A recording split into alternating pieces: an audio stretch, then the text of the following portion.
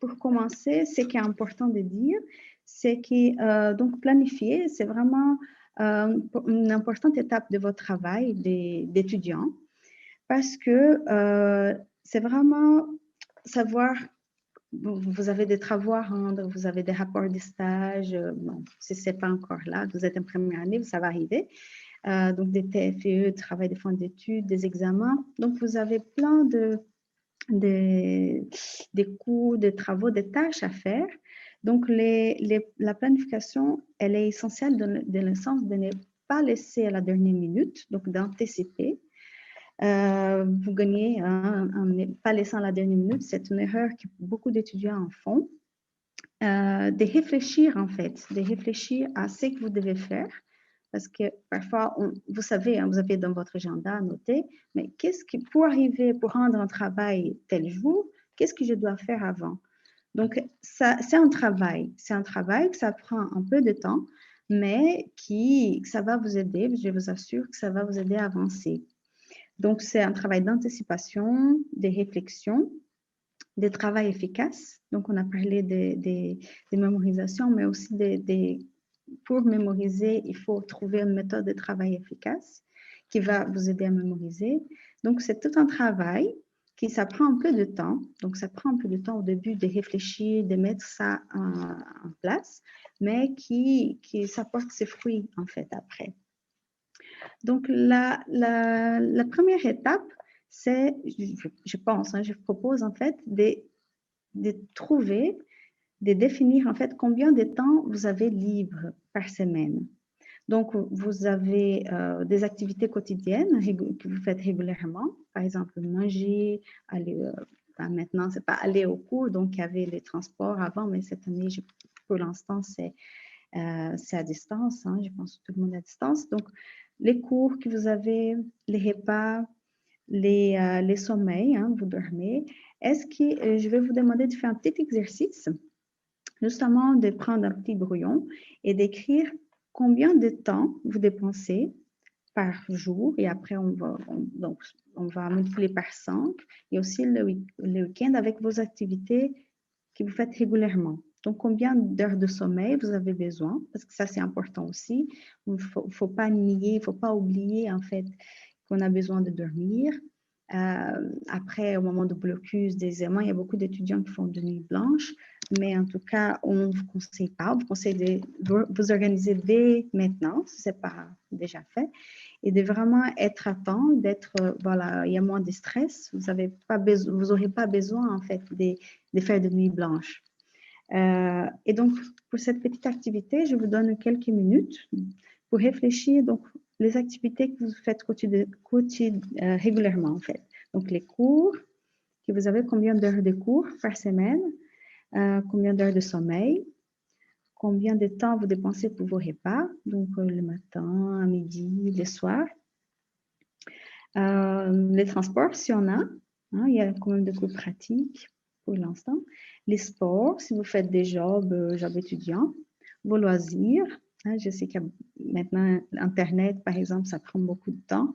La télé, mais il faut avoir l'équilibre. Donc, je vous demande, c'est vraiment pour avoir une idée, en fait, de votre temps et les autres activités que vous faites régulièrement.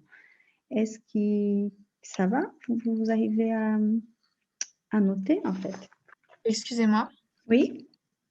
C'était quoi les différentes catégories? Du coup, il y avait sommeil, les repas. Les cours, donc les cours que vous suivez à l'autre école. Mais le problème avec les cours, c'est que c'est vraiment... Enfin, moi, personnellement, j'ai des cours une fois toutes les 2 semaines en ligne. Et puis après, j'ai des vidéos. Donc, c'est très différent de semaine en semaine et en jour aussi. De Ah, jour. d'accord. Oui, je comprends. Mais donc, une semaine, si je comprends bien, une semaine, vous avez certains cours, une autre semaine, vous avez moins, c'est ça? Oui, c'est ça. D'accord.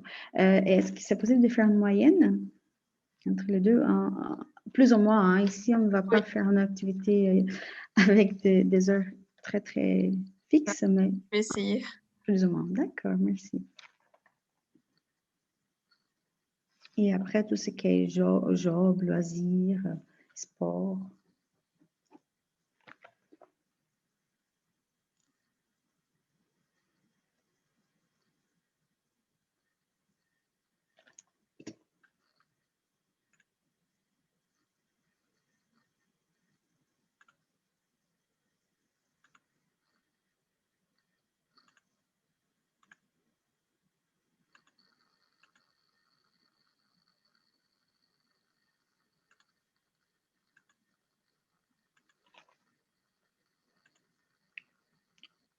Oui, vous avez fini?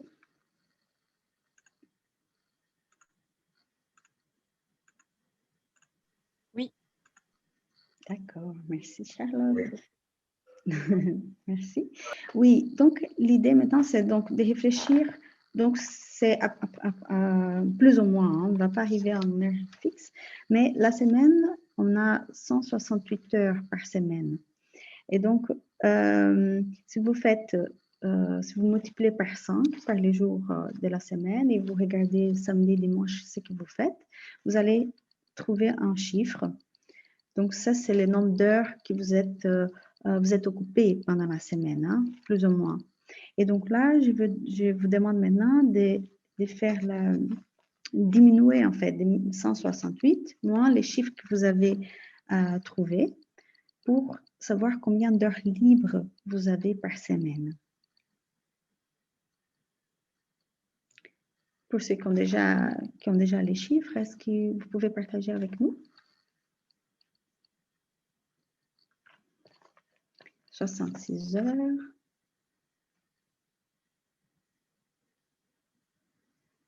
Merci Eugène.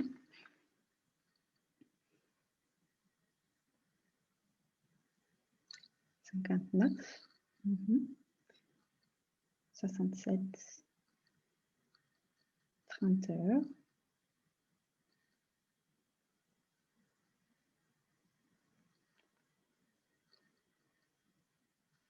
68. 70. 70. Merci Céline. 45. 140. 65, 56. OK. 80. Super. OK. Donc, c'est vrai que maintenant, avec les temps de crise, c'est normal que vous avez plus de temps qu'avant. Hein. Dans un contexte normal, il y a les transports, il y a des activités culturelles qu'on fait plus. Mais donc là, c'est approximatif, hein, donc ce n'est pas le chiffre exact, mais vous voyez que vous avez, pour ceux qui ont eu quand même plus de 30, 60, vous avez des temps libres pour étudier. Donc, c'est temps-là qu'on va travailler en fait qu'on va organiser, qu'on va planifier pour que vous puissiez travailler régulièrement. Donc, l'objectif, c'est de travailler à votre rythme. Ça ne veut pas dire que vous devez travailler 8 heures par jour, en plus 5 heures par jour si vous aimeriez bien, mais vous n'êtes pas capable de le faire. Ce n'est pas que vous devez le faire, mais vraiment de trouver les chiffres, les heures qui vous dites, oui, là, je peux travailler, là, je consacre mes études en dehors du cours. Parce qu'en fait, c'est ça, le métier d'étudiant, c'est de travailler plus qu'en temps plein. Vous avez déjà un temps plein quand vous allez au cours. Normalement, il y a beaucoup de cours qui sont à temps plein ou presque. Et donc là, vous allez travailler encore plus à la maison. Ça, c'est vraiment important pour ne pas laisser à la dernière minute. C'est là qu'on va parler justement des techniques pour travailler d'une façon efficace, pour que vous arriviez au moment du blocus, des examens, et vous devez juste mémoriser. Et donc là, ces chiffres, je vais vous proposer un planning tout à l'heure. Donc, ces chiffres, vous allez essayer de les placer en fait dans un planning. Donc, on va placer les activités. Donc, vous allez utiliser ce que vous avez fait maintenant. Mais donc, là, vous avez une idée déjà du temps libre que vous avez, que vous pouvez plus ou moins consacrer à étudier en plus vos cours. Pour les étudiants, je ne sais pas s'il y a des étudiants qui ont eu 0, presque 0 ou des même négatifs. J'ai déjà eu des étudiants qui ont trouvé même des chiffres négatifs. Donc là, c'est le moment peut-être de réfléchir, peut-être que je vais plusieurs activités, en plus des activités régulières, comme les loisirs, comme c'était souvent le GSM, hein, je vous assure. C'était souvent les temps passés au GSM, aux écrans.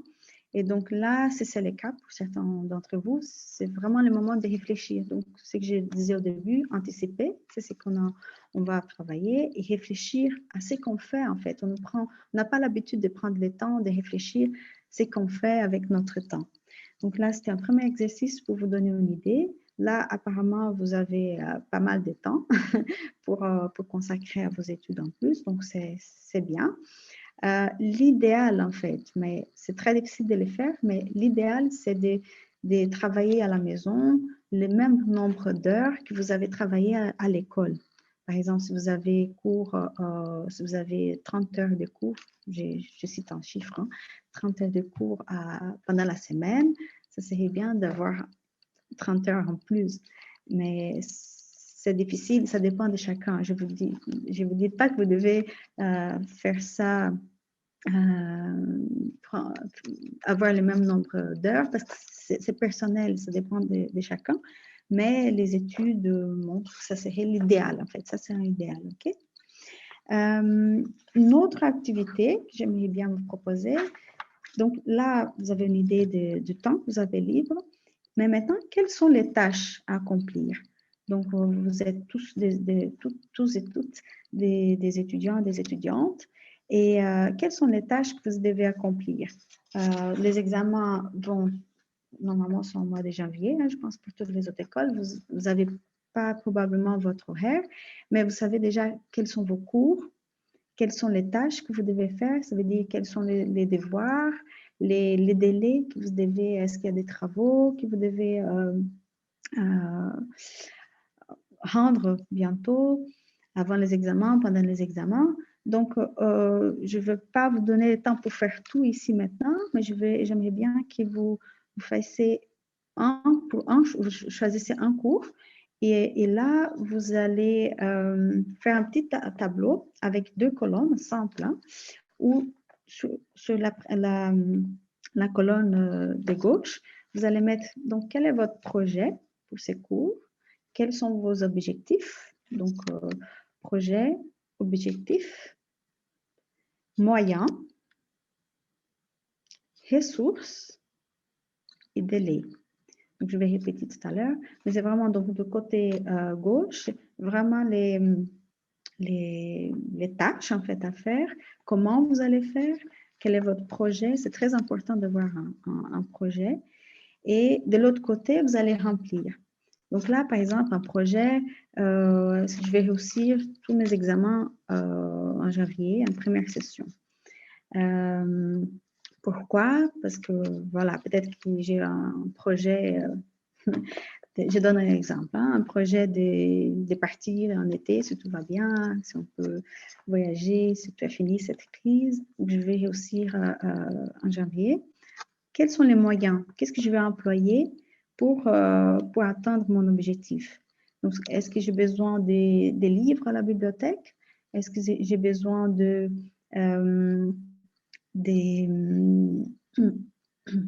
d'assister au cours? Est-ce que j'ai besoin des notes de quelqu'un que je n'étais pas présente ces jours-là? Quels sont les moyens qui vont me permettre d'atteindre mon objectif? Après, quelles sont les ressources? Est-ce qu'il y a quelqu'un qui peut m'aider? Est-ce que je fais ça toute seule? Ou est-ce que je peux demander l'aide d'un camarade? Est-ce que j'ai besoin de l'enseignant? Donc ça, pour chaque cours, c'est bien d'avoir clair qu'est-ce que vous avez besoin. Donc, vous avez un projet.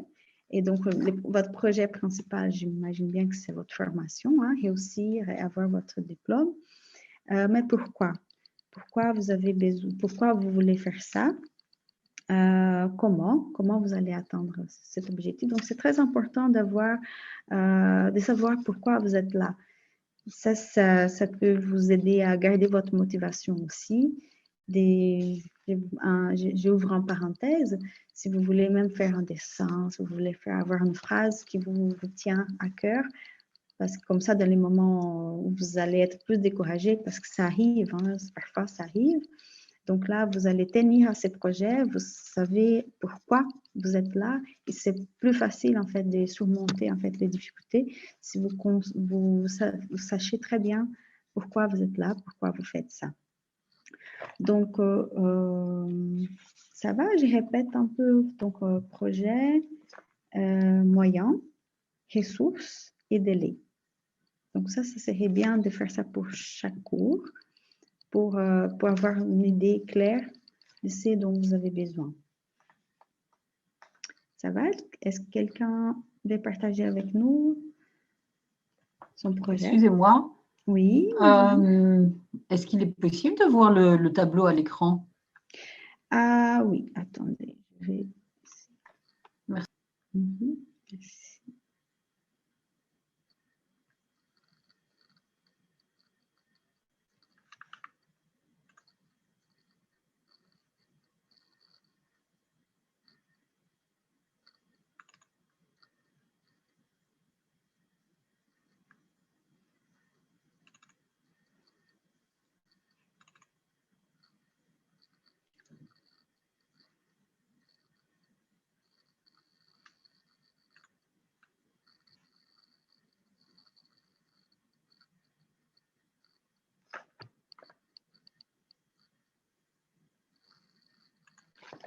Attendez une minute. Entre-temps, si vous pouvez compléter les vôtres.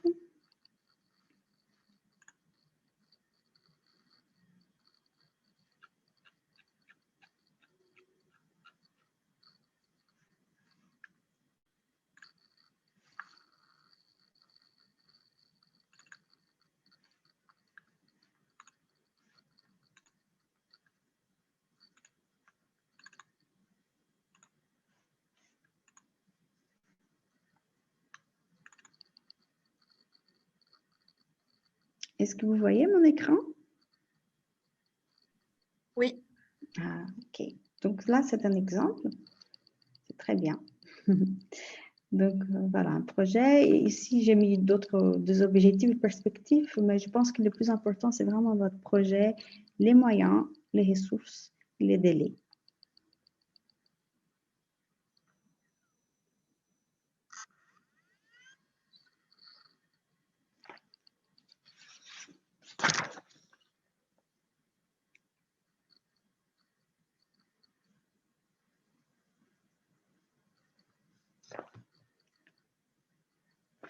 Est-ce que quelqu'un a déjà fini, qui aimerait bien partager avec nous?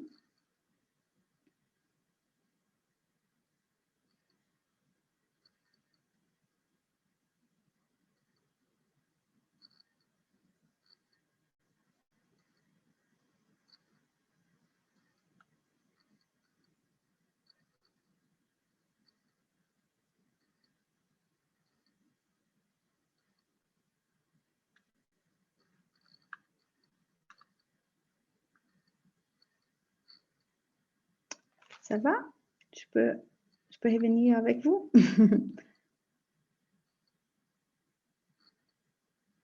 Ça va, Marjorie? Oui, c'est parfait. Merci beaucoup. Ok, très bien. Est-ce que quelqu'un... je continue à partager.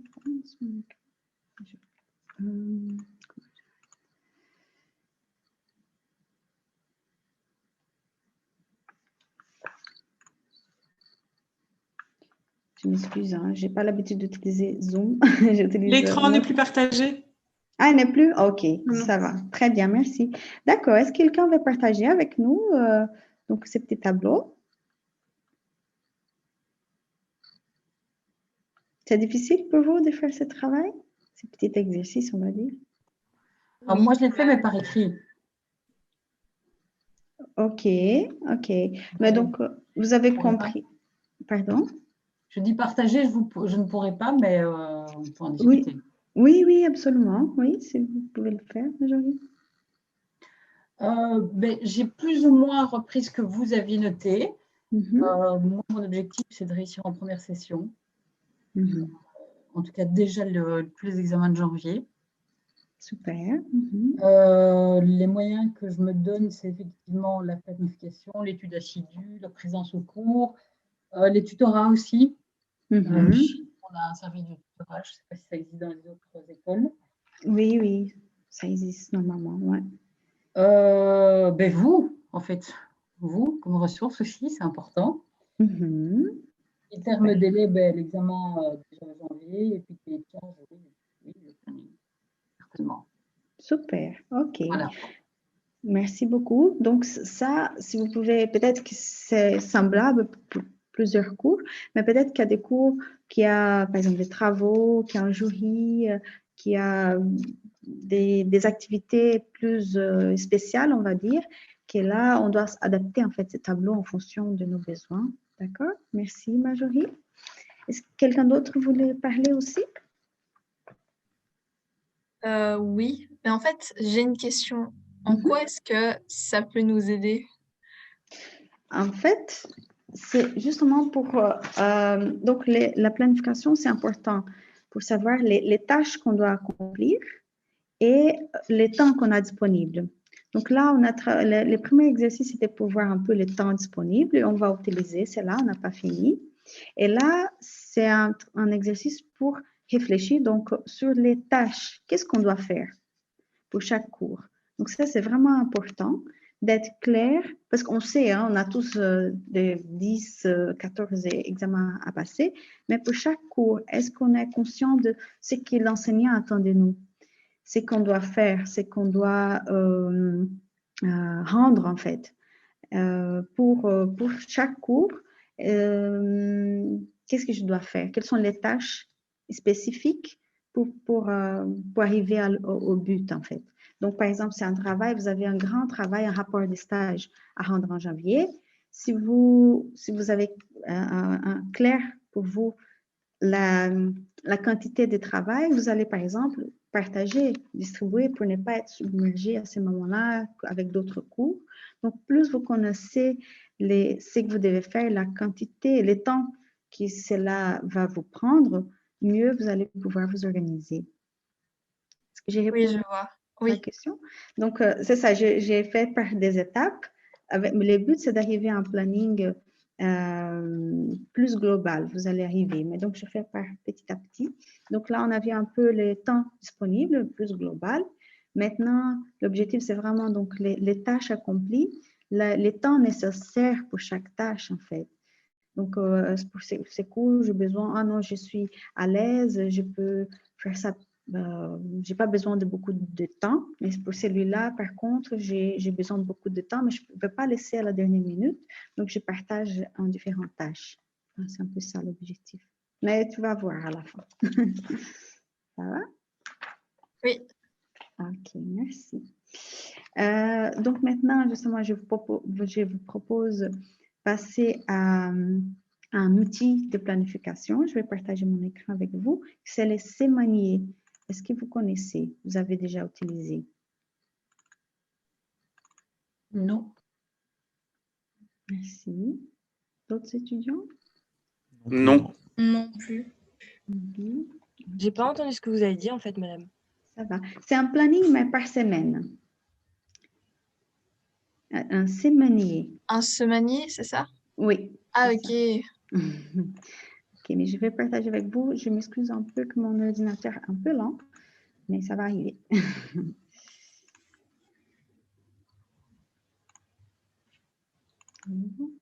Et donc, l'idée du sémanier, c'est vraiment de faire un planning par semaine, organiser votre temps par semaine. Donc, je vais juste partager.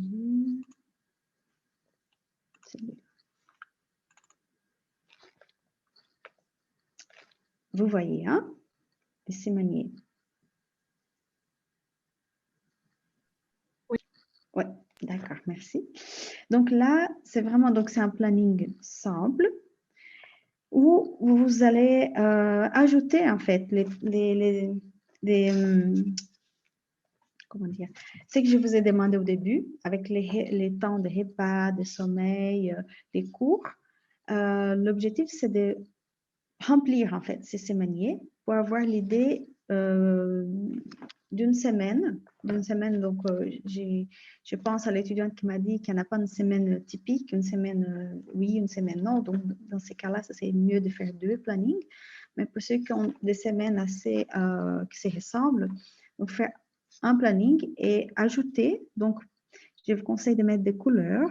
Donc, ici, il est vierge, hein, mais bon, c'est pour ajouter en fait les temps de cours, les temps de repas, les temps de sommeil, les temps de loisirs.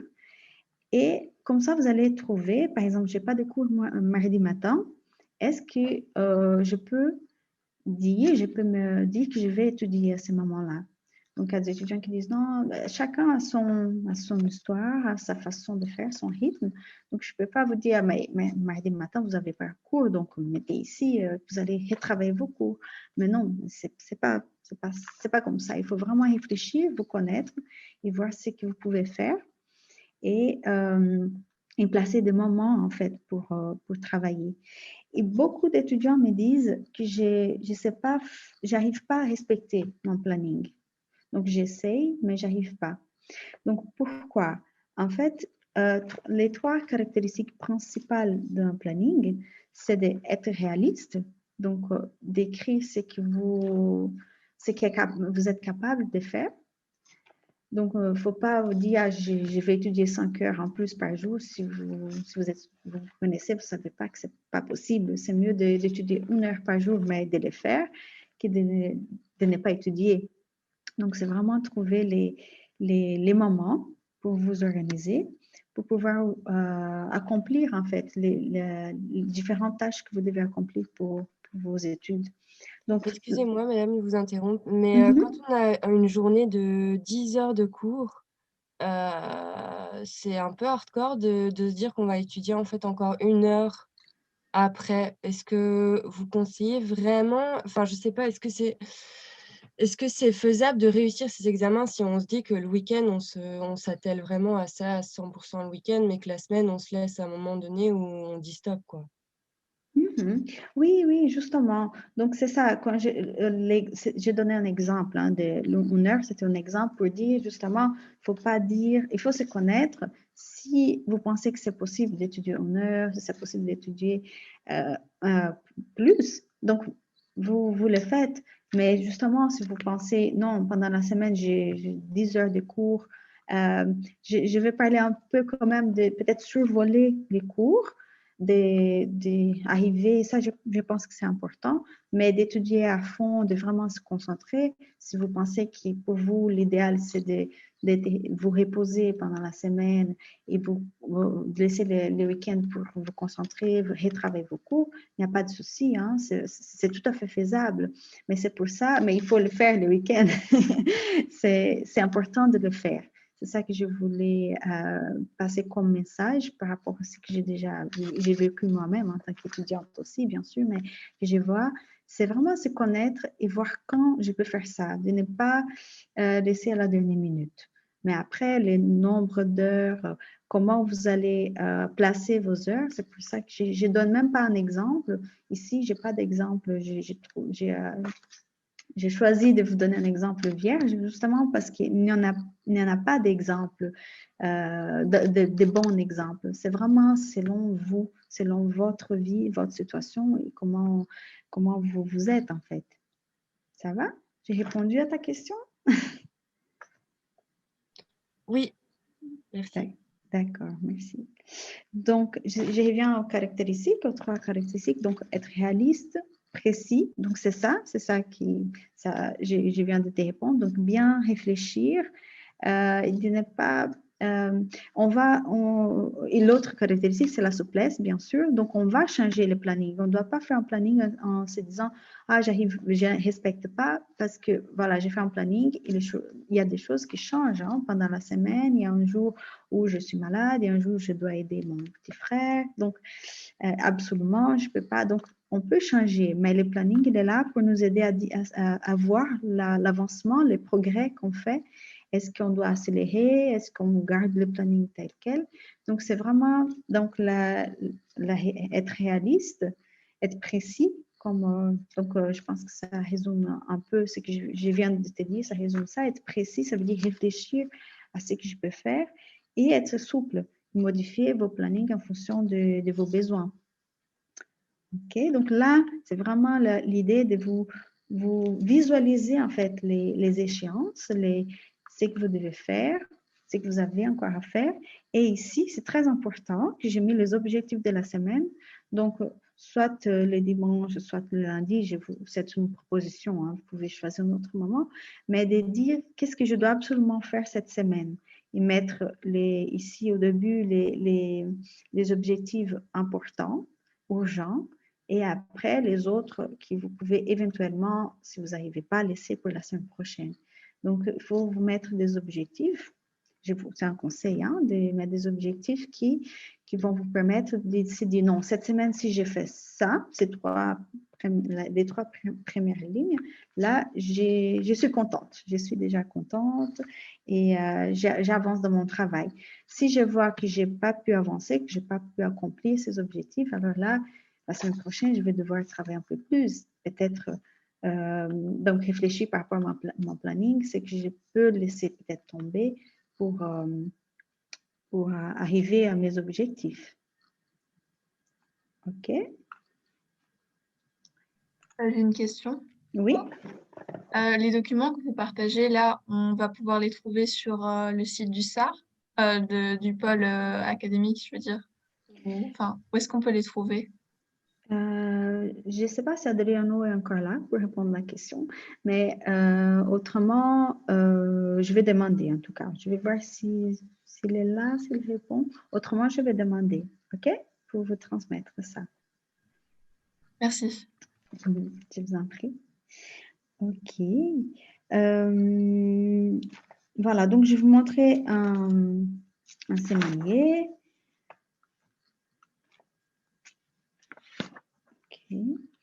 Maintenant, je vais vous montrer un autre document. Excusez-moi, madame, il y a quelqu'un qui demande dans le chat, est-ce qu'il faut des indicateurs pour chiffrer les objectifs? Des indicateurs pour chiffrer les objectifs. Est-ce que vous pouvez mieux expliquer ces Ouais, moi Renault? non plus, je n'ai pas compris la question. Ok, je n'ai pas bien compris, Renault. Est-ce que vous pouvez... C'était moi. Oui. En fait, est-ce que, parce qu'un objectif, c'est un peu vague, comment est-ce qu'on peut voir, voilà, enfin bon, si c'est réussir en première session, évidemment, je vois que j'ai réussi, mais des objectifs pour la semaine, est-ce qu'on peut préciser un petit peu qu'est-ce qu'on va se dire et comment est-ce qu'on va mesurer le résultat? Oui, oui. Donc, l'objectif concret, hein. Donc là, c'est plus concret que les projets. Donc là, et aussi la première session, c'était les projets. Les objectifs, c'est plus concret. Je termine cette partie du syllabus. J'ai un travail à faire de 20 pages. J'ai fait les trois premiers points. Ça fait 5 pages, on va dire. Je termine les 5 pages. Donc là, c'est l'objectif concret avec un verbe d'action. Donc, terminer les premiers chapitres, terminer ce travail, rendre mon travail pour l'évaluation de l'enseignant. L'objectif, c'est vraiment concret. Les projets qui est plus large, en fait. Donc, aussi, la première session, c'est un projet. L'objectif est plus spécifique. Est-ce que je réponds à votre question? Oui, merci. OK. Et oui, pour objectiver, est-ce que j'ai réussi? Voilà, si vous mettez rendre le travail à l'enseignant vendredi de cette semaine, par exemple. Donc là, c'est le 20 novembre. Si je rends le travail, l'objectif, et ça fait du bien hein, de cocher, ouf, fait. et donc là, si vous arrivez à accomplir en fait la tâche, alors l'objectif est atteint. OK, merci. Juste voir si OK. Donc là, j'arrive à un document plus global. Je vais partager avec vous de nouveau.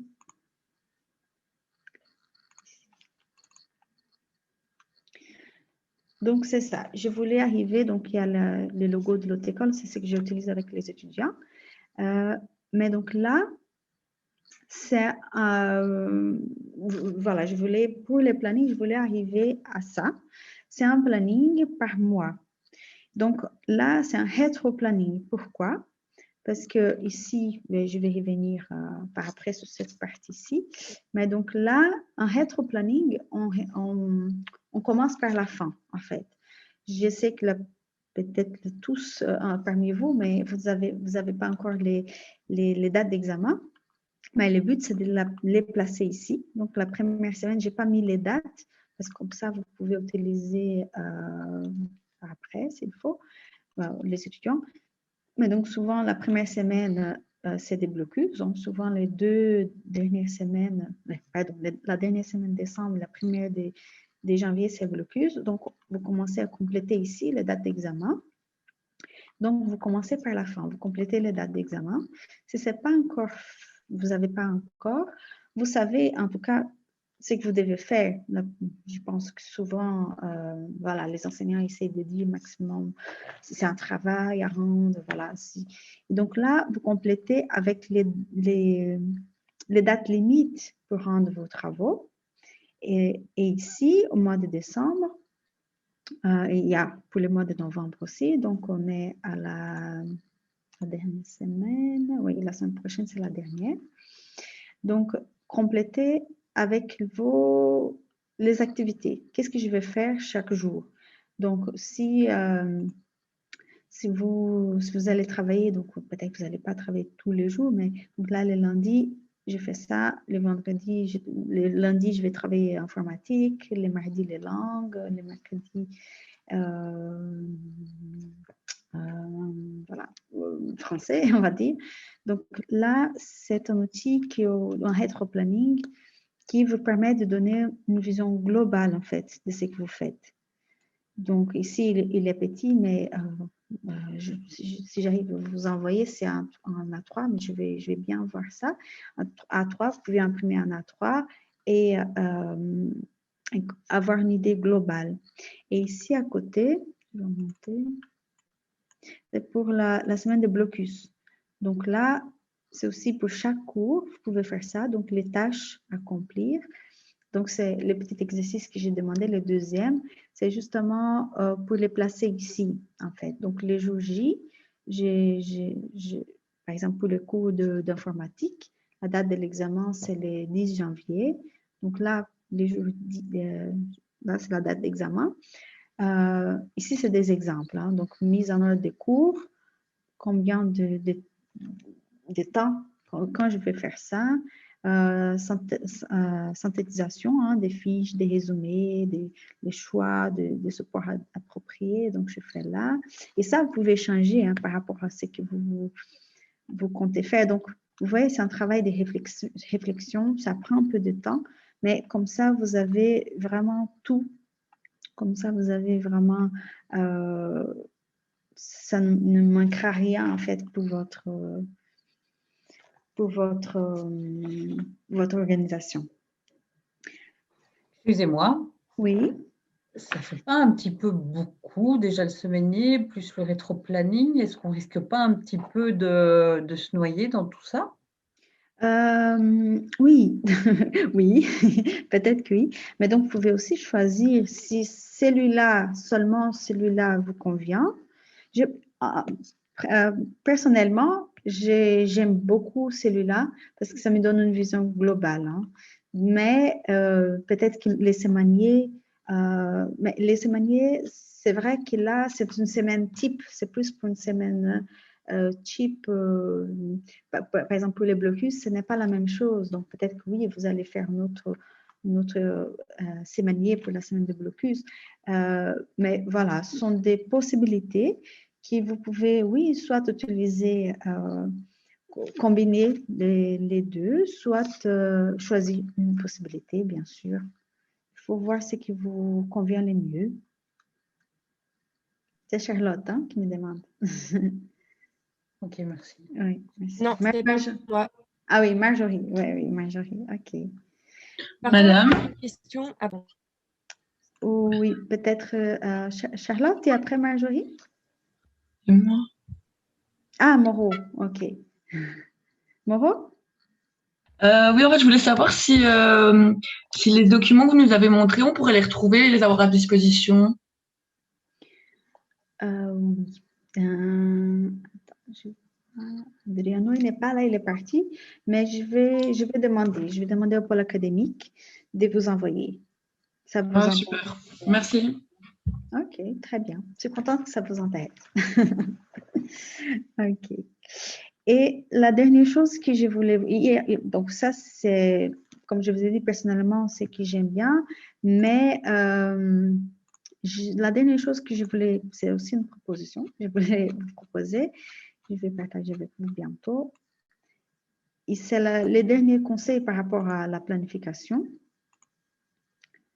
C'est justement autrement, vous pouvez juste utiliser ça aussi. Il y a des étudiants qui le font. De définir ce qui est important et ce qui est urgent. Donc, c'est un tout simple tableau avec les tâches importantes et urgentes. Donc là, il faut exécuter tout de suite sans déléguer. Donc, il y a cette possibilité aussi de déléguer à quelqu'un d'autre. Mais donc là, les tâches urgentes et importantes. Donc, vous voyez en rouge, c'est vraiment pour attirer l'attention. Ça, je dois faire. Donc, quand on a parlé d'objectifs avec les sémaniers, là, quand je vous ai dit, mettez en premier les tâches les plus importantes, c'est ça en fait, les tâches importantes, urgentes. Là, je pense que c'est important de voir clair dans votre tête, parce que j'ai dit parfois, il y a des étudiants qui arrivent vers moi qui m'ont dit, j'ai mal jugé en fait, j'ai pas bien réfléchi, et j'ai laissé ça, et après j'ai vu que c'était trop tard, voilà. Donc, c'est vraiment de bien réfléchir pour voir ce qui est important, ce qui est urgent. Après, ce qui est important, ce qui est peu important, mais c'est quand même urgent. Donc là, il faut voir si c'est possible de demander à quelqu'un d'autre. Donc, et là, je ne parle pas seulement de vos études, hein, donc, parce que vous avez une vie à côté. Et c'est très important d'avoir du temps de repos, d'avoir du temps en famille. Donc, je parle peut-être des tâches aussi en dehors de vos études, mais pourquoi pas de partager des tâches avec vos camarades. On va parler un peu de travail régulier. C'est important de faire soi-même, mais on peut aussi, c'est important aussi de partager, de collaborer, de s'entraider. Donc, peut-être là aussi, demander à des camarades de votre classe aussi ce qu'on peut faire. Un étudiant fait une partie, un autre étudiant fait l'autre partie, c'est qui est possible. Hein? Et après, il y a les tâches qui sont importantes, mais pas urgentes. Donc, là, est-ce que c'est possible de planifier justement pour après? Je peux le laisser à un moment où je suis plus à l'aise. Et là, c'est la dernière partie, c'est les tâches pas urgentes et pas importantes. Donc, pas ou peu, on va dire peu importantes, pas urgentes. Donc, est-ce que je peux peut-être planifier les choses que je compte faire, mais je peux peut-être laisser pour après les examens ou justement déplacer ou demander à quelqu'un de le faire, comme par exemple demander l'aide de votre environnement, votre famille, parce que c'est très important aussi hein, d'avoir les personnes qui nous soutiennent. Donc, si vous pouvez parler avec les personnes pour vous aider avec les repas, par exemple. Donc, ça dépend de chacun, mais je trouve que c'est quand même intéressant de déplacer les tâches, en fait, de définir ce qui est important et ce qui est urgent pour nous. Donc, je ne sais pas si ça vous parle, ce petit tableau, mais j'ai des étudiants qui m'ont déjà dit que ça les aide.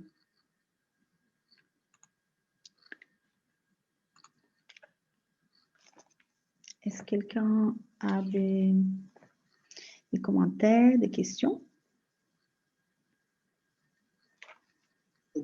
Très intéressant votre tableau pour segmenter le travail. D'accord, merci Cyril. Ok, je vais vous envoyer tout ça. je vais voir avec le pôle académique de comment faire. Probablement, ils ont vos adresses email. Hein. Quand vous avez fait votre inscription, je pense qu'il y avait cette option. OK. OK. Si vous avez plus de questions sur la planification, bien sûr que c'est lié, mais je vais quand même faire une petite différenciation entre les deux. Si vous avez plus de questions, est-ce que vous avez des questions par rapport à la planification? Moi, j'ai plus une question pratique et je m'adresserai justement aux gens qui ont déjà eu des examens l'année passée en haute école. Plus ou moins, ça arrive quand les horaires en fait de la première session? Parce qu'en plus, avec la crise sanitaire, pour l'instant, nous, on n'est pas vraiment tenu au courant de quand est-ce qu'on va avoir les dates de la première session, donc c'est difficile de se... OK. Ça, je me permets de vous répondre et je laisse la place aux autres aussi. Mais en tout cas, officiellement, les autres écoles doivent vous donner les dates des examens, la modalité, un mois avant le début des examens. Donc, par exemple, dans notre haute école, ça commence vers la première semaine de janvier. Pardon, je vais juste regarder le calendrier. Ça commence les 4, donc ils sont obligés d'envoyer aux étudiants pour les 4 décembre. Donc, mais ça, c'est l'officiellement. Je ne sais pas si les étudiants qui sont déjà au bloc 2 ont vécu d'autres expériences. Est-ce que quelqu'un veut prendre la parole? Oui, je veux bien. Mylène? En fait, si ça peut la rassurer, parce que je suis en bloc 2, mais je recommence mon bloc 2, donc ça fait 3 ans que j'ai les examens. Mais en fait, le plus souvent, on sait si c'est un écrit, un oral, et tout ça un mois à l'avance. On sait ce qui va être demandé, quelles sont les matières qui vont être utilisées pour l'examen. Mais c'est vrai que souvent, la première semaine, c'est à ce moment-là qu'on essaye de gérer quels sont les horaires d'examen, en laissant les personnes choisir leur heure de rendez-vous, etc. et tout ça. Et donc, normalement, 3 semaines avant, tout est bien prévu et tout est bien réfléchi pour que tu puisses vraiment bien t'organiser. Merci, Ok, super, Mylène. merci. Merci. Oui, donc je pense que c'est ça, ça dépend peut-être de chaque autre école, mais c'est entre un mois, oui, comme Mylène a dit, peut-être 3 semaines, tu vas savoir exactement. Mais donc c'est pour ça que c'est important de bien planifier à l'avance, d'avoir plus possible d'informations par rapport aux examens et aux travaux à rendre, à ce que vous devez faire pour accomplir les tâches que les enseignants vous demandent. Ok, très bien. D'autres questions, commentaires, remarques?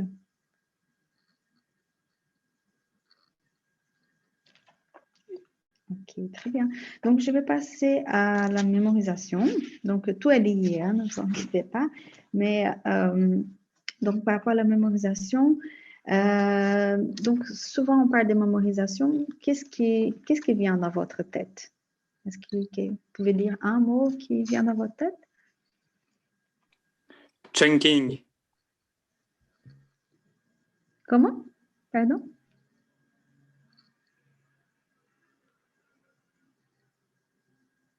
Excusez-moi. Quentin?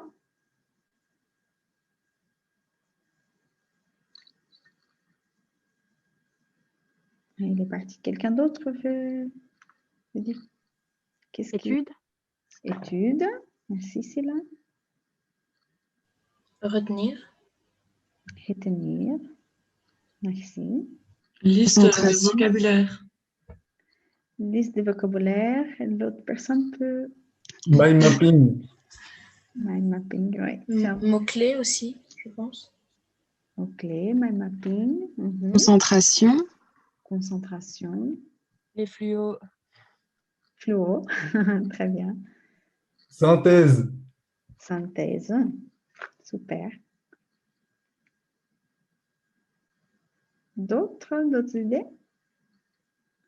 La présence au cours quand on peut. Présence au cours. Super. Génial. Donc, je pense que je vais utiliser tous ces mots-clés que vous avez utilisés.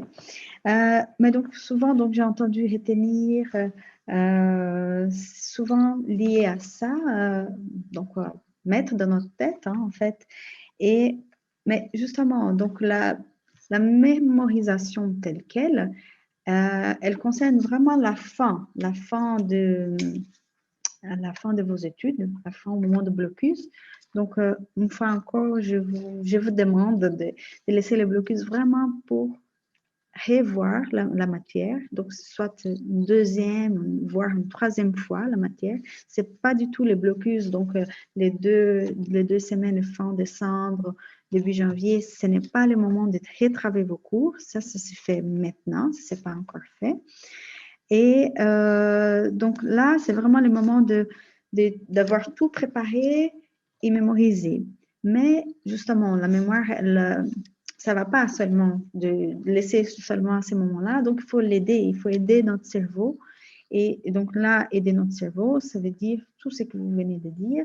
Ça veut dire de préparer notre cerveau pour la mémorisation. Ça veut dire d'aller au cours, de faire vos synthèses, de retravailler vos cours, de trouver votre méthode efficace pour travailler. Parce que parfois, il y a des étudiants qui travaillent vraiment beaucoup de temps, mais qui n'arrivent pas parce qu'ils n'ont pas trouvé une bonne méthode. On ne travaille pas tous les cours de la même façon. En cours pour faire un peu stéréotype, mathématiques, langue, français par exemple, mais c'est juste pour vous donner un exemple. Je vais dire comptabilité, informatique, on ne travaille pas de la même façon, donc il faut trouver une méthode pour chaque cours. Et donc, la mémorisation, elle commence maintenant. Quand vous êtes en train de faire, donc j'ai entendu synthèse, j'ai entendu mind mapping. Donc ça, c'est la préparation pour vous préparer votre cerveau, pour mémoriser vos cours. Donc, elle commence maintenant. Et je vais vous montrer, j'ai des slides, mais je vais pour l'instant vous parler un peu. Il y a une théorie de la gestion mentale, vous allez voir, qui parle justement ça. Mais donc pour ça, pour préparer vos cours, c'est vraiment reformuler vos cours, retravailler vos cours. Et quand je demandais le deuxième exercice de savoir les tâches, exactement ce qu'on doit faire, c'est justement voir qu'est-ce que l'enseignant attend de vous. C'est vraiment important pour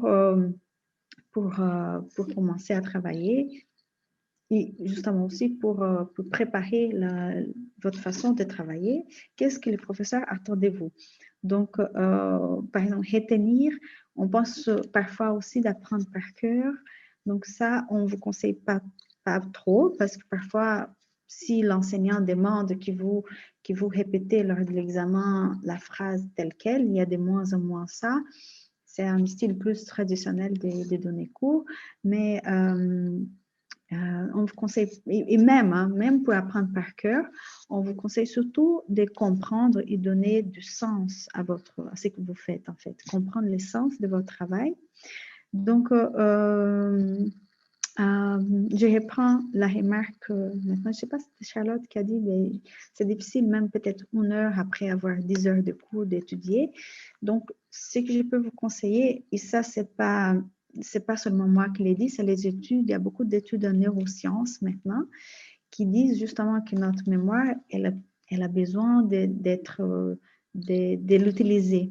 Et donc là, si vous n'avez pas la possibilité de retravailler les cours, ce que je peux vous conseiller, c'est vraiment de surveiller, de faire une lecture rapide en arrivant à la maison parce que c'est pour aider justement notre mémoire et avoir une vue de l'ensemble. Avoir une vue de l'ensemble de ce que l'enseignant attend de vous, les fils conducteurs. Si ça, c'est possible, ça serait génial. Mais je comprends que parfois vous avez trop de cours, c'est pas possible. Mais ça serait bien. Et même pour des étudiants c'est un conseil déjà au début de faire ça, dès peut-être on sort de cours ou alors qu'on a fini une partie aussi, c'est bien de faire ça, d'avoir une vue de l'ensemble. Après, oui, en lien avec ça, n'hésitez pas à m'interrompre ou demander la parole si vous voulez. Lié avec cette vue de l'ensemble, trouver les structures de cours. Donc, parfois, les enseignants donnent une table de matière, parfois pas. Et donc, ça, c'est vraiment important de comprendre les structures, les titres, les sous-titres, les introductions, développement, conclusion, vraiment pour voir une idée globale. Quand vous allez travailler aussi, essayez de donner des exemples. Parfois, l'enseignant, il donne des exemples en classe. Parfois, s'il ne donne pas, est-ce que vous pouvez aussi en trouver, en chercher par vous-même? Donc ça, c'est un petit conseil aussi. Et l'autre que j'ai déjà parlé aujourd'hui, c'est de vraiment faire vos propres résumés, vos propres outils, donc les outils que vous allez utiliser pour mémoriser après. Donc, je vous conseille vraiment, donc on a parlé de synthèse, mind mapping, je vous conseille vraiment de les faire, de ne pas avoir, donc parfois c'est pas possible, c'est pas possible de faire autrement, mais de ne pas avoir tous les cours à étudier, à mémoriser, à avoir ça pour travailler au moment de blocus, mais vraiment diminuer et avoir les informations principales. Donc, à partir des synthèses, je vais vous montrer, je vais vous donner quelques exemples. Donc, n'hésitez pas à retravailler vos cours. Donc, ça aussi, les étudiants les disent, mais les études aussi les disent, que plus personnel, plus vous arrivez à reformuler vos cours. Bien sûr qu'il ne faut pas vous changer tout à fait le contenu, changer ce que le professeur veut dire, mais plus vous allez pouvoir comment dire, apprendre pour vous, en fait. Vous allez s'approprier, c'est ça les mots, s'approprier. Et donc, ça va être plus facile pour les examens et aussi pour votre formation. Parce que là, vous n'apprenez pas par cœur. À partir du moment où vous retravaillez vos cours, vous reformulez, ça veut dire que vous avez compris ce que le professeur a fait. Donc là, c'est important pour les examens, mais aussi pour votre formation. Quelque chose qu'on apprend par cœur juste pour les examens, vous allez oublier beaucoup plus vite une fois que l'examen est passé. C'est vite parti. Donc ça, faire des résumés, reformuler avec vos propres mots. Donc là, je vais partager avec vous. Madame, excusez-moi de vous interrompre. Je ne sais pas si vous êtes d'accord avec ça ou pas, mais moi, ce qui m'aide énormément personnellement, c'est soit de faire des questions au préalable sur le cours, sur un chapitre, ou des fois, on a de la chance, on a des profs qui le font avant. Et du coup, moi, ça m'aide vraiment à pouvoir rentrer dans la matière plus facilement, de répondre à ces questions-là. Et donc d'avoir déjà un résumé au préalable de mon cours sans forcément de structure, parce que c'est les questions qui font la structure. Absolument. Donc, c'était un des conseils aussi que j'allais vous donner. Donc, parfois, donc, vous êtes en première année, mais maintenant, il y a peut-être moins de contacts avec les étudiants. Je ne sais pas, peut-être que oui, hein, peut-être que je me trompe, mais essayez d'avoir des contacts avec les étudiants qui sont déjà là. Et ça, ce n'est pas pour la facilité, mais vraiment pour demander des questions, comment ça se passe l'examen. Et ça, je ne vous dis pas justement pour être plus facile pour vous, comme ça, c'est fait l'examen, mais c'est vraiment pour, plus vous comprenez ce que l'enseignant attend de vous, plus ça sera plus facile pour vous de travailler, de faire vos synthèses en fonction de ça. Et donc, oui, donc donc il y a formuler des questions, essayer de voir, c'est que comme si vous étiez les profs, faites comme si vous étiez les profs et posez des questions. Et vous pouvez même travailler avec un camarade, poser des questions, répondre. Donc, pour cette question de travailler ensemble, je pense que c'est, voilà, travailler individuellement et ensemble, c'est très bien. Et donc, c'est une très bonne remarque, Charlotte, voilà, proposer des questions et aussi peut-être demander à des camarades quelle est la question que vous pensez qu'il va demander, qu'est-ce qui est le plus important, et vous avez qu'à gagner, hein? Donc peut-être que vous allez travailler les questions, peut-être vous allez travailler toutes les questions que l'enseignant va poser. C'est un très bon conseil. Merci. Avec plaisir. Ok. Donc maintenant, je vais partager avec vous un document. Il n'est pas très visible, mais bon, Ça vient d'un livre qui s'appelle Réussir la première année. C'est de Mireille Ward de l'Université de Namur. Et donc là, j'ai scanné en fait des exemples donc, de comment vous pouvez retravailler vos cours. Donc, ici, c'est un exemple. N'hésitez pas à m'interrompre hein, si vous avez des questions. Ici, par exemple, c'est un texte d'anatomie. Et là, il y a un tableau. Donc, c'est transformé en texte en tableau.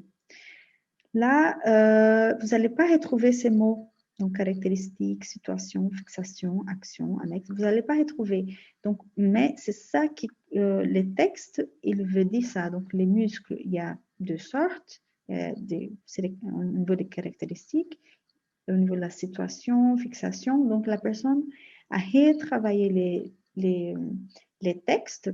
Et donc là, peut-être que quelqu'un va dire, non, je préfère un texte. Et là aussi, il y a un moyen de résumer, mais je vais vous montrer plus tard. Mais ça, pour beaucoup d'étudiants, c'est beaucoup plus simple, en fait. Et là, on va parler des mémorisations, mais pas seulement. Donc là, on travaille déjà les cours, on comprend, on les met en forme de tableau, puis on est en train de transposer, en fait, les informations, et on est en train de travailler, de comprendre, de trouver du sens, de faire un travail efficace, on va dire. Donc ça, c'est un exemple. Ici, c'est aussi dans le domaine de l'anatomie, mais c'est des schémas. Ici, c'est un exemple d'un corps humain, mais on pourrait faire des schémas pour d'autres cours aussi. Donc, c'est transformer un cours. Là, on a parlé en fluo aussi. Quelqu'un a parlé de fluo. Donc, fluoter les mots les plus importants, c'est vraiment bien. Il ne faut pas tout fluoter parce que alors, ça ne sert à rien, mais vraiment les mots plus importants. Et là, ici, dans ce cas, c'est un dessin, mais on pourrait faire un schéma aussi. Carte mentale, quelqu'un a parlé des mind mapping. Donc, on intitule en fait mind mapping, carte mentale, carte heuristique. Mais en fait, l'objectif, c'est vraiment de mettre sur, et je pense que ça vient en fait dans le même sens du planning global que je vous ai envoyé, d'avoir sur un ou quelques papiers tous vos cours. Pas tous vos cours, en tout cas, ça c'est trop dit, mais les informations principales. Et pourquoi ça? En fait, parce que notre cerveau, il aime bien les structures, il aime bien et ça, on va voir, il y a plusieurs façons de mémoriser, on va parler de ça bientôt, mais les structures, tout le monde aime bien, tous les cerveaux, ils aiment bien. Donc là, une carte mentale, c'est vraiment, on met l'objet, ici dans le cas, c'était l'ostéologie, au milieu, on commence par la droite, et ici, donc, il est divisé en 4 parties, donc la colonne vertébrale, le squelette du thorax, le squelette du membre thoracique et du membre pelvien. Donc là, quels sont ici, dans les cas de ces cours, c'était important de voir j'imagine que c'est les différentes parties de la colonne, donc les vertèbres particulières, les vertèbres sacro-iliaques. Mais donc là, ça semble vraiment un cours pour connaître les différents points, les différents points de l'ostéologie. Donc, on continue là, là et là, et on pourrait continuer encore. Donc là, c'est un exemple que vous pouvez faire pour plusieurs cours, qui ça vous donne déjà une idée globale, et que ça vous permet aussi de faire des liens. Parce que ça, c'est vraiment important. Souvent, les enseignants demandent, et pour votre formation aussi, c'est important de faire des liens avec les différentes parties. Donc, par exemple, vous terminez une partie, vous ne devez pas attendre la fin pour faire tout. Vous pouvez déjà, ou vous pouvez choisir, vous pouvez faire ça aussi à la fin, ou alors faire petit à petit, je fais ça, et alors j'ai fait quelques cartes mentales, quelques cartes conceptuelles qui va m'aider en fait à mémoriser au moins les informations les plus importantes sont là. Et alors là, quand si je vais un peu plus loin, je peux mettre plus de détails en fait. Donc ça, vous pouvez faire, il y a des sites internet, vous pouvez faire ça via l'ordinateur ou à la main. Vous pouvez utiliser des A3 par exemple pour faire des grandes cartes mentales. Donc ça, c'est retravailler les cours aussi. Si vous faites ça vous-même.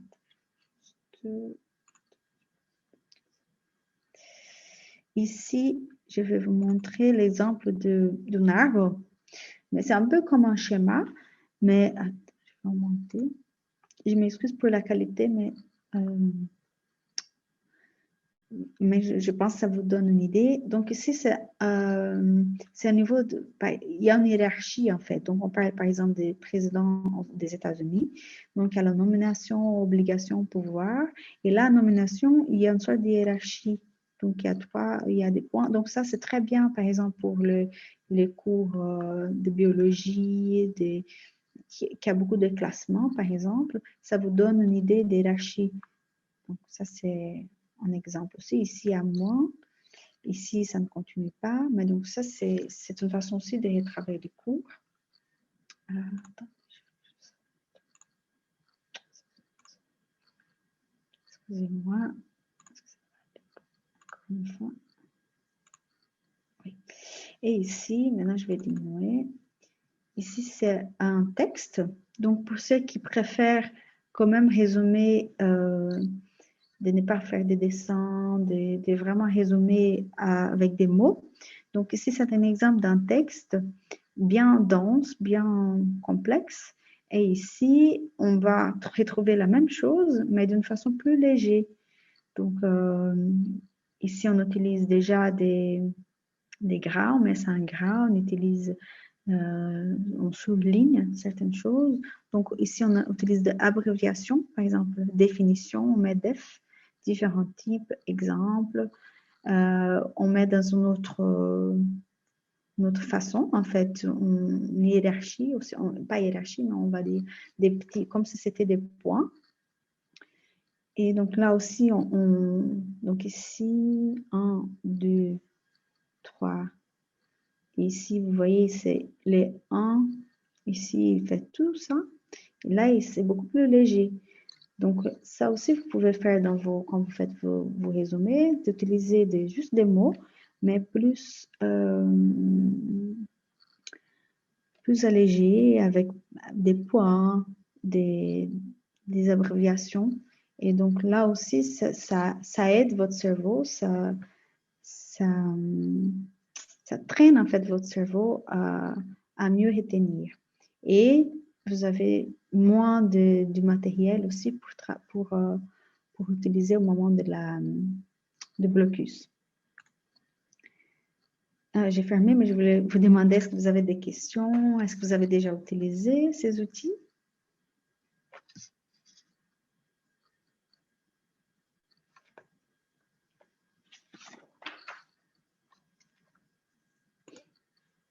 Non, personne?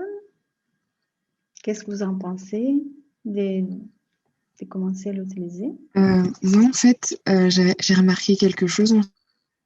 En fait, dans mon parcours scolaire, j'ai commencé, dernièrement, j'ai fait des études au niveau scientifique et mathématique, et donc j'utilisais beaucoup des schémas et des mind mapping et tout ce genre de choses.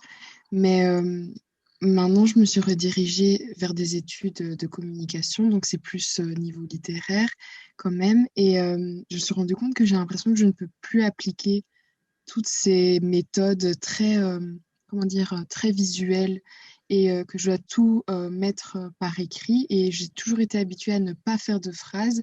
Et là, je me rends compte que beaucoup d'étudiants, en fait, donc il y a des synthèses qui circulent, qui font des synthèses avec des textes, des choses comme ça. Et je me retrouve même moi-même à refaire ce schéma-là. Et c'est pas... j'ai peur de ne pas réussir à mémoriser tout ça. Donc voilà. Donc, si j'ai bien compris, tu as besoin de plus de textes, en fait. Oui, alors que, en secondaire, quand j'étais en maths 6, sciences 6, les textes, c'était pas ce que j'étudiais. J'ai toujours fait par points, etc. Et du coup, voilà. Ok, merci pour le partage. Mais je pense que c'est ça l'important, c'est de trouver en fait ce qui nous convient bien. Par exemple, j'avais une étudiante qu'elle devait absolument faire des questions-réponses. Donc là, elle étudiait tous ces travaux, ces outils en fait pour des travaux. C'était des questions-réponses. Et ça lui prenait un peu de temps, mais à la fin, ça portait ses fruits, en fait. Donc, c'est vraiment donc là, si tu as trouvé que c'est vraiment c'est un peu, peut-être que ça, pour beaucoup de monde, c'est structure, c'est par exemple le mind mapping, mais peut-être pour toi, ça ne correspond pas, donc c'est bien. Mais si tu as trouvé, continue avec les textes. Et justement, peut-être avec l'exemple que je t'ai donné à la fin, peut-être vraiment donc diminuer, essayer bien sûr que c'est plus facile de comprendre s'il y a moins de choses à retenir. Ça va? Merci. Je n'arrive pas à tout suivre la conversation, mais je vois qu'il y a donc, quelqu'un parlait je ne sais pas si je prononce bien, mais chunking. Et donc, il a expliqué que c'est une information qui combine d'autres informations de manière à leur donner un sens. Donc, je ne connais pas, mais donc, il nous a donné les liens Internet pour Renaud, merci, pour si on veut aller un peu plus loin. Et Eugène a donné justement donc MindNote et XMind, qui sont des sites Internet, justement. Donc, j'ai dit qu'il y a des sites, mais je n'ai pas donné les noms. Mais donc, voilà, il y a des noms des sites Internet, juste aller sur un moteur de recherche et vous allez trouver, c'est gratuit. Il y a quelques-uns qui sont un peu plus performants, c'est payant, mais vous pouvez trouver gratuit. Je pense que les deux qu'Eugène a cités sont gratuits. Voilà, et après, ah oui, quelqu'un dit que XMind permet d'intégrer des images. Ok, super, très bien, merci. Ok. Donc, Allô? Oui. Moi, j'ai une petite question concernant les synthèses. Je suis en bac 1 et du coup, j'ai eu beaucoup de synthèses des personnes qui sont en bac 2. Et maintenant, je me demande, est-ce que je peux commencer par cette synthèse-là pour commencer à réviser ou je dois quand même relire mon cours? Bonne question. En fait, les synthèses que vous recevez, c'est bien, ça vous donne plus de confiance, mais l'idéal, en fait, ça serait si vous pouvez faire vous-même. Mais je comprends, les étudiants qui me disent on n'a pas le temps, donc on se partage les notes. Donc, il faut trouver un moyen de tout étudier parce que justement, parfois, on n'arrive pas à bien gérer. C'est pour ça qu'il est important la planification. Si vous savez que vous pouvez faire vous-même, c'est l'idéal. Mais si vous voyez dans votre planification que vous n'arrivez pas, que vous n'avez pas du tout le temps, donc je vous conseille de l'utiliser en fait. Donc, c'est vraiment, donc il y a l'idéal, il y a ce qu'on peut faire. Donc, il faut être réaliste et voir si c'est possible. Si les synthèses que vous avez reçues vous conviennent bien, parce que parfois, comme l'étudiante vient de nous raconter, il y a des synthèses, mais ça ne correspond pas bien. Donc, ça va l'aider un peu à avoir l'idée de ce qu'est le cours, mais ça ne va pas vous aider. Si vous faites de votre façon, c'est sûr que ça va fonctionner. Je vous assure que ça va fonctionner. Si vous prenez d'autres personnes, si vous n'avez pas le temps, faites-le. Hein. C'est bien sûr que c'est beaucoup mieux de faire ça. Donc, il faut vraiment voir en fonction, si je peux vous conseiller, de voir en fonction de votre temps, ce qui est possible de le faire. Mais collaborer, c'est toujours important. Je suis pour la collaboration, pour l'entraide, travailler ensemble. Mais il faut une partie importante de votre travail, c'est de travailler individuellement et reformuler pour comprendre vous-même. Voilà, je ne sais pas, j'ai répondu à ta question. Ok, merci. Oui, merci. Il y a quelqu'un qui voulait prendre la parole? Oui, à propos de collaboration, excusez-moi, à propos de collaboration, est-ce que vous avez des activités de groupe à faire pour mieux mémoriser? Des activités de groupe pour mémoriser. Tu veux dire, par exemple, des jeux, quand vous êtes ensemble, en fait? Oui, parce que moi, j'ai surtout un souci de motivation. Et donc, si on le fait à plusieurs, ça me fait... Allez, je me dis que ça pourrait être drôle. Oui. Donc, je pense que c'est vraiment un travail. Donc, on n'a plus la loi de la jungle où celui le plus fort, il gagne. C'est vraiment la loi de l'entraide. Il y a de la place pour pour tout le monde. Et donc, je pense que c'est vraiment important de travailler ensemble. Mais après, je n'ai pas préparé maintenant pour vous donner, mais si vous voulez, je peux faire un petit... Donc, il y a des petits jeux que vous pouvez faire avec les questions d'examen. Ça, vous pouvez faire, par exemple, des questions-réponses, qu'une personne fait des fiches, par exemple, des cartes avec des réponses. Mais ça prend un peu de temps, hein? Ça prend un peu de temps de faire ça. Mais déjà, c'est rencontrer, poser des questions. Et je vais encore parler des questions donc écrites, des questions visuelles, entendre. On va parler un peu de ça aussi, des voir, d'écouter, de rédiger. Donc, il y a ça aussi. Si vous voulez, je peux vous proposer certaines activités, mais que ça prend un peu plus de temps. Mais je pense déjà se retrouver maintenant sur Internet et avec des étudiants qui ont déjà proposé de travailler avant et revenir pour partager nos idées, pour partager les questions. Par exemple, on pense que l'enseignant va poser nos doutes aussi. Donc ça, c'est autre chose que je voulais vous donner comme conseil. Vraiment travailler ensemble et d'échanger les idées. Mais je ne sais pas si ça vous intéresse, des jeux, des choses plus... Le problème, c'est que ça prend plus de temps. Mais vraiment d'échanger, de poser des questions, ça, c'est déjà génial. Si vous pouvez faire ça. J'avais une question. Du coup, vous n'avez pas des programmes ou je sais pas des exercices justement comme a dit tout à l'heure le jeune garçon pour la motivation ou la concentration parce que parfois oui on fait un séminaire ou même on organise qu'on veut faire les travaux mais parfois on n'a juste pas assez de motivation ou même on commence à le faire et puis la concentration y est plus. Donc est-ce que vous n'avez pas des petits tips du coup pour nous aider à garder la concentration et rester sur ce qu'on fait du coup? Bon, ça serait un autre atelier. Et je pense qu'il y en a, si je comprends, si j'ai bien vu, il y avait un atelier sur s'y mettre au travail et rester, donc éviter la procrastination, se motiver. Donc, d'une façon assez rapide, parce que oui, on doit terminer la mémorisation, mais je peux vous dire, donc, c'est que je vous ai parlé des projets, en fait, de garder en tête votre projet, pourquoi vous êtes là, ne pas rester seul. Et c'est vraiment de rentrer dans les groupes avec vos camarades, surtout maintenant qu'on ne voit pas.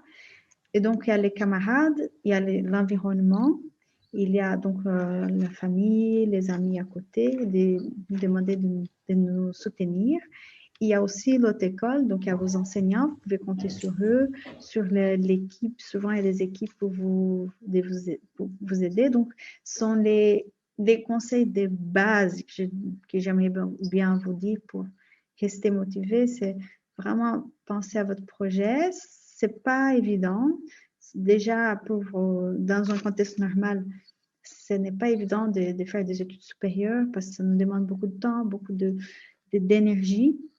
Mais voilà, gardez l'objectif toujours en tête, les petits dessins avec vous, la petite phrase. Et voilà, ne pas rester seul. Ça, c'est les consignes de base. Après, il y a des astuces, en fait, donc pour se mettre au travail et rester. Mais ça serait vraiment notre atelier. Et je pense qu'il y en a. S'il y a quelqu'un qui peut... peut-être que si quelqu'un peut vite regarder les ateliers et nous donner mais il y avait se mettre au travail et rester. Je suis à 98% Ok, merci. Ça va? Je viens d'y aller, enfin, je viens de vérifier et c'est le deuxième. D'accord. Ok. Donc n'hésitez pas à vous inscrire parce qu'il y a des astuces en fait. Donc pour vous mettre au travail et rester, que c'est ça. Je sais, surtout dans le contexte actuel, c'est difficile de le faire. Hein, je comprends bien. Mais alors, si je commence, on va sortir de notre sujet principal. Ok, merci. Ça va? Merci à vous. Moi, j'avais une question en fait. Et ça serait parce que j'ai des grandes listes de vocabulaire et donc c'est de l'étude sèche.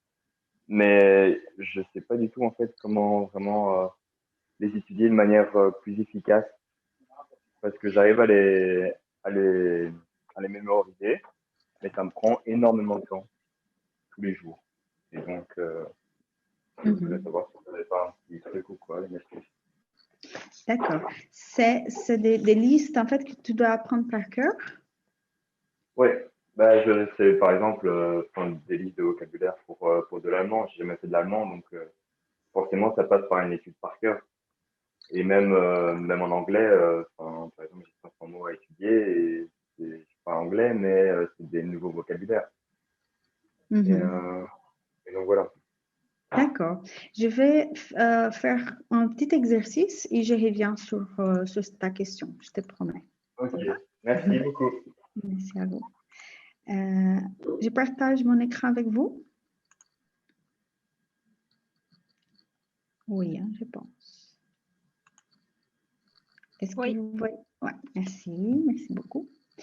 Donc, ici, ce que je vais faire, donc, je sais que je vous ai demandé au début d'avoir des brouillons et des bics à côté. Je vais vous demander de ne pas utiliser. Je vais vous montrer une image. Je vais vous demander de juste la regarder. Juste la regarder. Je vais vous donner un petit peu de temps. Ça va? C'est parti? OK.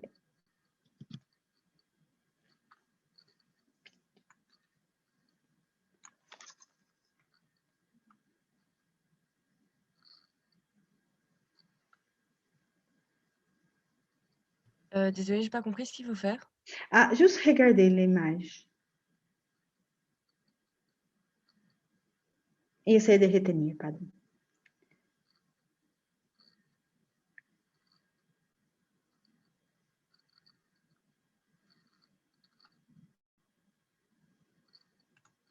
J'arrête l'image. Maintenant, est-ce que vous pouvez essayer de dessiner l'image dans votre brouillon à côté?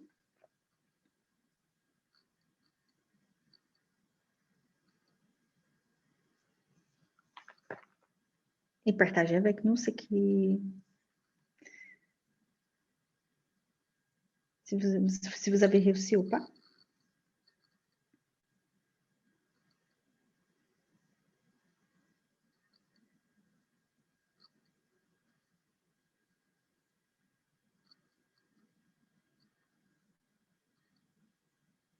Vous l'avez laissé un certain nombre de temps ou c'était fait exprès?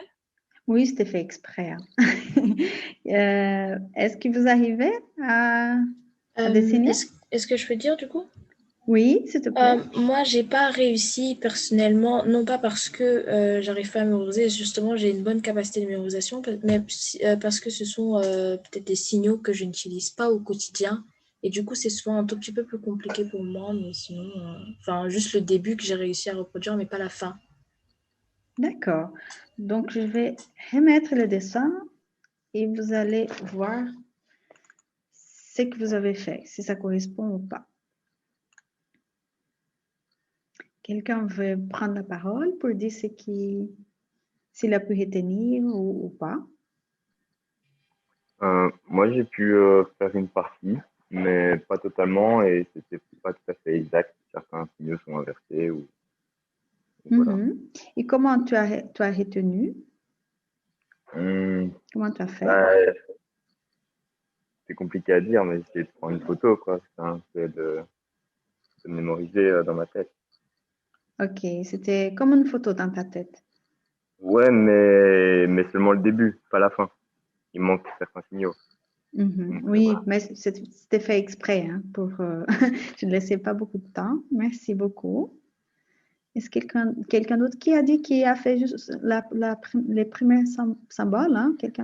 Du coup, c'était moi. J'ai dit que j'avais fait les premiers symboles que j'ai réussi à retenir, mais les autres, je les ai complètement perdus du coup. Mais j'avais l'image, mais plus les derniers, enfin les deux derniers symboles du coup. Super, ok. Merci. Quelqu'un d'autre? Moi, par contre, j'ai pu retenir le premier et les deux derniers seulement. Ça va. Et comment tu as retenu? Aucune idée. Enfin, en regardant l'image, et après, c'est passé très vite. Donc, j'ai pu faire le tout premier. Et puis, les deux derniers, après ceux du milieu, je ne me rappelais pas. Ça va. OK. S'il vous plaît, il y avait un autre étudiant qui voulait... Moi, je me suis dit un peu, j'ai essayé de trouver enfin, pas juste une image, mais genre, ce que ça me... je sais pas, enfin, ce qui venait dans mon cerveau quand je voyais l'image. Du coup, le premier symbole, je me disais que c'était pi dans une table. Le OK. deuxième, Louis Vuitton. Ensuite, un I majuscule, la croix de Jésus avec des petits trucs à côté. Et puis un T avec un truc dedans. Et j'ai réussi à quasi tout refaire. Ah, c'est génial. OK. Mais donc, voilà, j'attendais à ça, en fait, parce qu'en fait, donc, soit vous mémorisez, comme vous avez dit, l'image, mais ce que je vous conseille, surtout dans les cas que l'étudiant vient de dire par rapport à apprendre par cœur des mots, j'ai vu qu'il y a d'autres conseils, on va venir sur le quiz, mais par exemple, c'est un conseil aussi même pour les cours de langue, quand vous devez apprendre par cœur, de créer des liens. Donc là, l'étudiant vient de dire, il a pensé à un pi. Il y a des étudiants qui m'ont déjà dit un parfum, qui ressemblait à un parfum. Ici, j'ai déjà entendu un petit bonhomme. Donc, on voit différemment. Hein.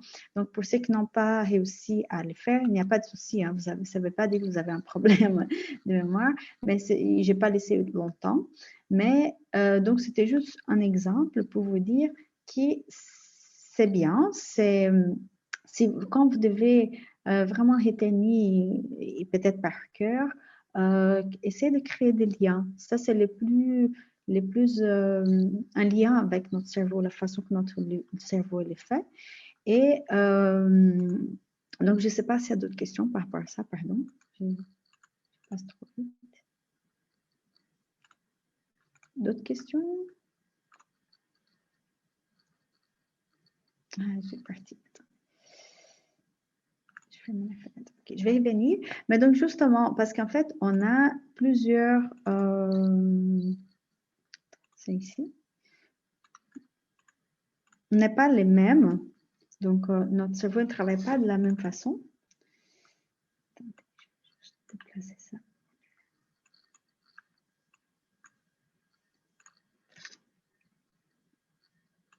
Allez.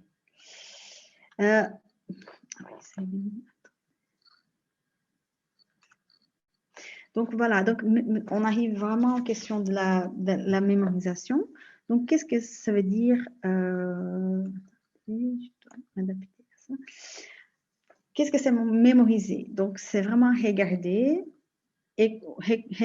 ou écouter avec les projets. Donc, le mot projet revient ici pour se redonner donc, une image, ce qu'on a fait maintenant, mais ça peut être un mot, un chiffre, ce qu'on perçoit, et après, de le faire. Donc, on va s'imaginer en fait dans l'avenir, par exemple, dans votre cas, dans vos examens, vous devez retransmettre ce que vous avez appris. Donc, c'est important de respecter justement des phases. Une des phases, c'est les projets. C'est un peu, ça va être plus clair pour vous maintenant. Donc ici, c'est des études en fait qui étaient faites, qui s'appellent la gestion mentale, des études donc neurosciences, on va dire, qui montrent qu'en fait que notre mémoire elle a besoin de 6 étapes. Et donc la première, c'est la mise en projet. Donc ça veut dire c'est projeter au moment où vous allez, qu'est-ce que vous devez faire. Donc, c'est pour ça qu'on a travaillé avec les tâches, que je vous ai demandé de savoir exactement ce que vous devez faire. Plus vous sachez ce que vous devez faire, plus vous savez votre projet, vous connaissez votre projet.